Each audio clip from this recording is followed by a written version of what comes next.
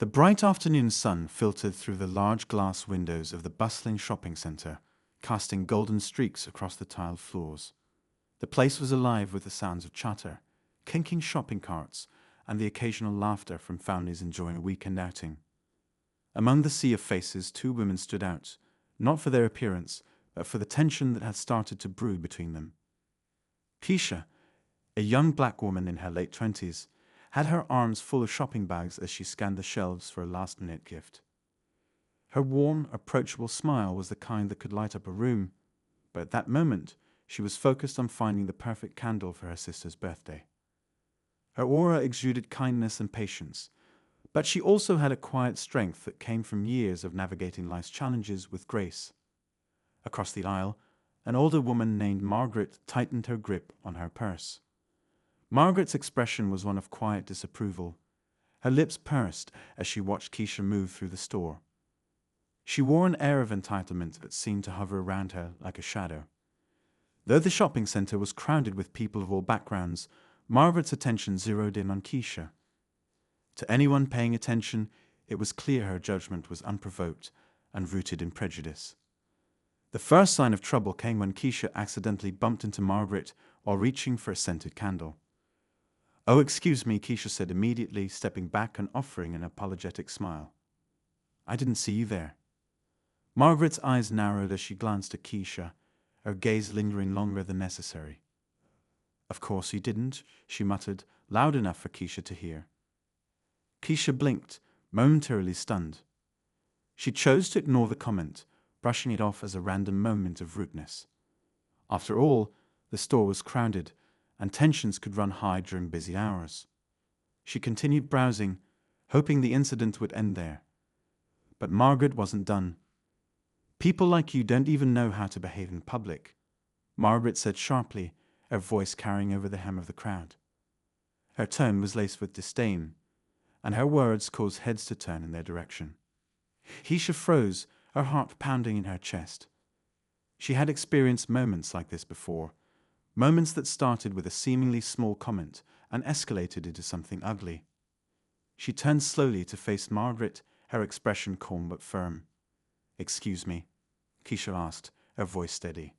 "Is there a problem?" The question seemed to embolden Margaret. She took a step closer, her posture rigid and confrontational. "You bumped into me without even looking, and now you're standing there like you were the victim. Typical." Around them, shoppers began to notice the exchange, their conversations dwindling as they watched the scene unfold. Some looked uncomfortable, while others whispered to one another, speculating about what had caused the tension. Keisha could feel the weight of their stares, but she refused to let herself be intimidated. "I apologized," Keisha said firmly, meeting Margaret's glare. "If that's not enough for you, I don't know what else to say."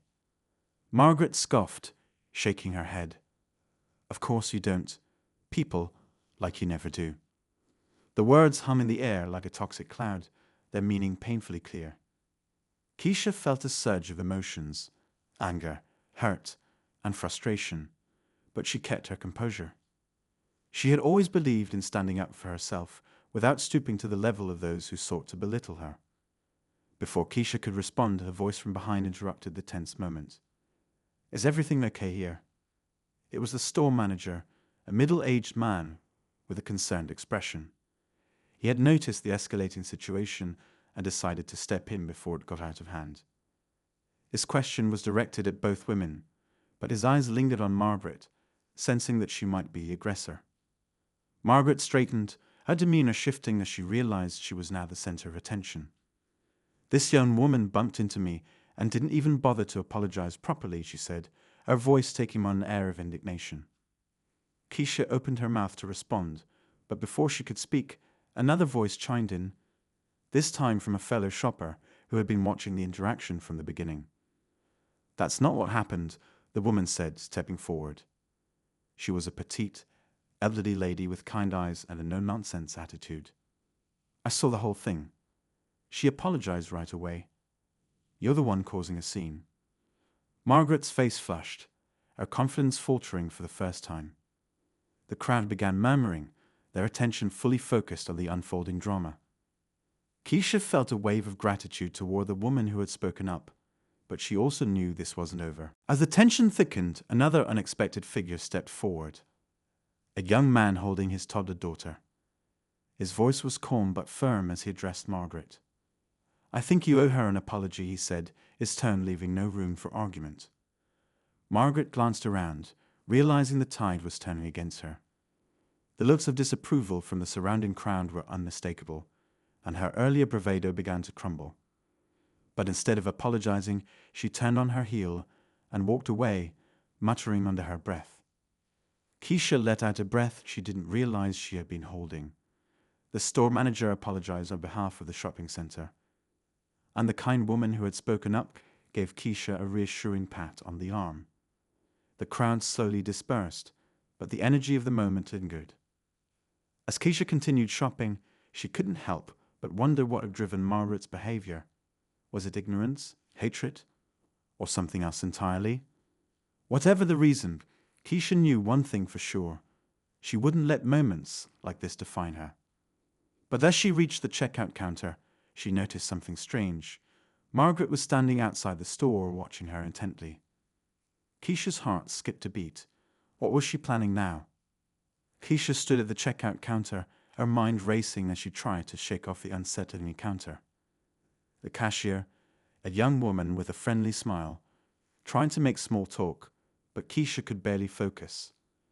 Her thoughts kept drifting to Margaret, who was now lingering outside the store, her gaze fixed on Keisha like a hawk watching its prey.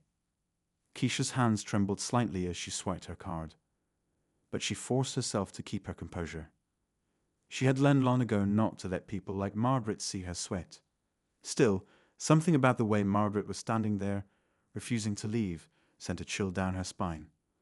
Was it just stubbornness, or was there something more?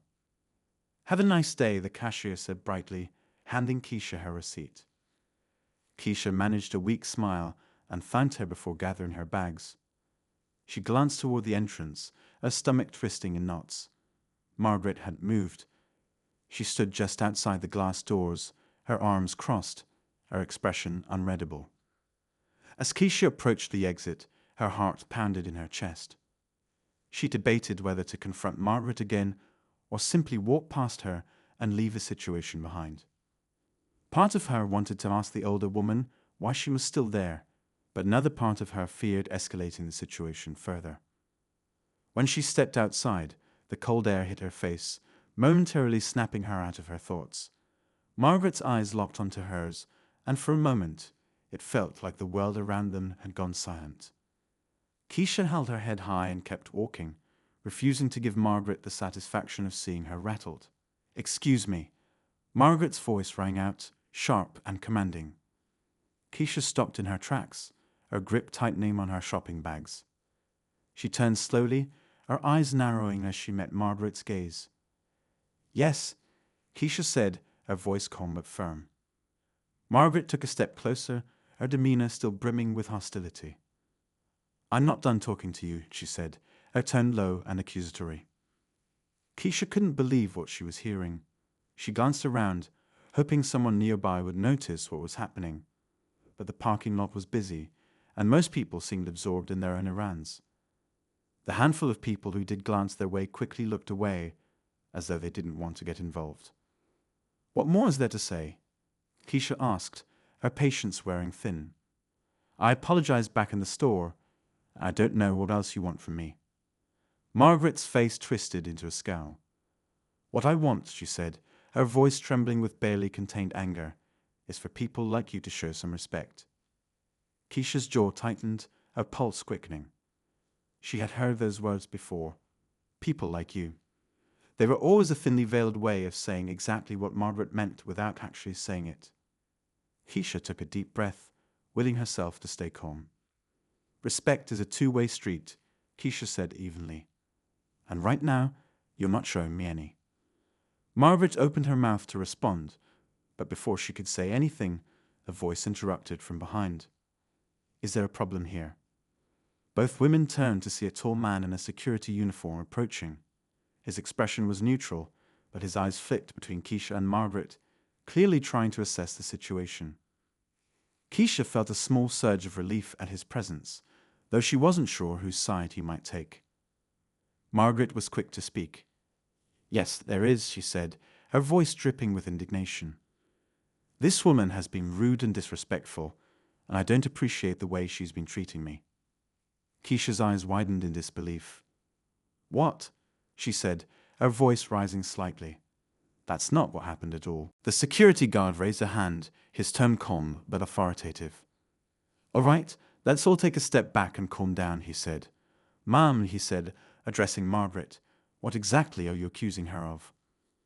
Margaret hesitated for a moment, as though trying to come up with a believable answer. "She bumped into me in the store and didn't apologize properly," she said, her voice filled with self-righteousness. "And then she had the nerve to get an attitude with me." The guard turned to Keisha, his expression unreadable.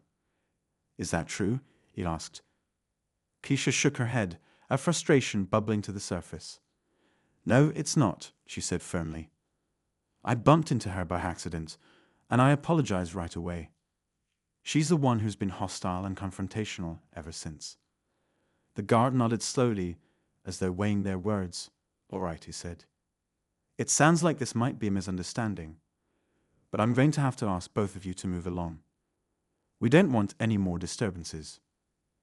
Keisha nodded, eager to be done with the whole ordeal. "Fine by me," she said, turning to leave. But Margaret wasn't ready to let it go. "You're just going to let her walk away?" she demanded, her voice rising. "This is exactly what's wrong with society today. No accountability." Keisha stopped in her tracks, her fists clenching at her sides. She had reached her limit.